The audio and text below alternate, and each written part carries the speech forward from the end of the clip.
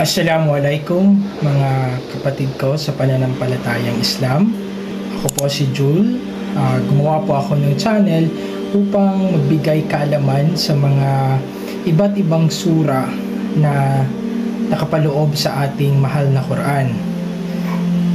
Maraming salamat po sa lahat ng mga naging inspirasyon ko para gawin itong channel na ito para naman mabigyan natin ng kahulugan at sa wikang Pilipino ang mga sura na nakapaloob sa ating Quran.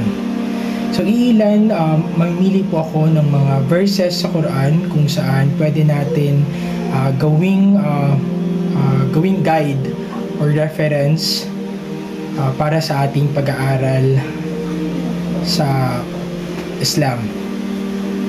Ngayon po, marami sa atin yung nagdududa, diba?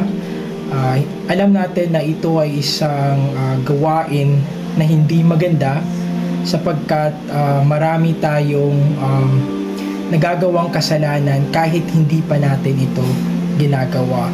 So by merely thinking or kahit iniisip pa lang natin siya, tapos nagkaroon tayo ng sama ng loob sa ating kapwa, ito ay isang malaking kasalanan na.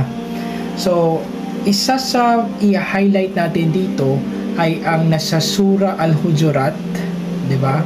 Nakalagay sa verse 12 na, "O kayong sumasampalataya, inyong iwasan ang maraming pagdududa.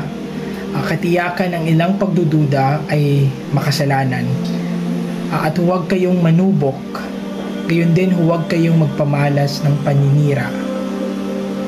Mayroon bang isa sa inyo ang ibig na kumain ng laman ng patay niyang kapatid? Tunay ngang kasuklam-suklam ninyo. Ito, kaya't kamuhian ninyo ang panlalait. Tatapwat inyong pangambahan na si Allah, katotohanang si Allah, tanging isa na tumatanggap sa ng pagsisisi, ang pinaka-maawain." So nabanggit sa sura na ito, specifically dun sa verse 12, yung kasuklam-suklam na parusa sa taong maraming pagdududa at yung nagsasabi ng paninira sa kapwa, 'di ba? So maging isa tayong halimbawa na pag may nakita or may nalaman tayo na isang hindi magandang bagay, hindi natin pwede itong gawing instrumento para sirain ang isang tao dahil wala tayo sa kanyang katayuan at marami siyang mga pagsubok sa buhay na minsan nalilihis siya. So ganun naman talaga sa atin, 'di ba? So hindi naman tayo perpektong tao, pero maging aware tayo na itong mga bagay na to, itong pagdududa, ang pagsasabi ng hindi maganda sa kapwa ay isang malaking kasalanan. So balikan ko na kapag nag-isip ka ng masama sa iyong kapwa, ay ito isang kasalanan na rin kahit hindi mo pa nagawa.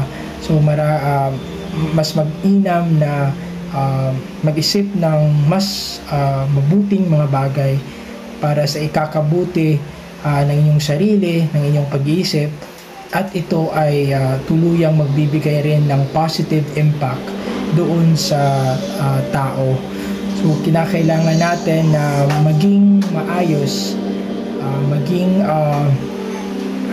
maging maayos tayo sa bawat mga salita, bawat bigkas ng ating mga bibig dahil ito ay asuna, ito ay maganda para maganda upang maka-establish tayo ng magandang relasyon sa ating kapwa. So sa tingin ko dito na muna magtatapos ang isang episode, isang kabanata ng pagbibigay ko ng kahulugan sa isa sa mga verses sa Surah Al-Hujurat, specifically verse 12. So maraming salamat at napakagandang pagkakataon na maibahagi ko po sa inyo itong mga nalalaman ko dahil matututo tayo sa mga bagay na ito. Shukran and see you again.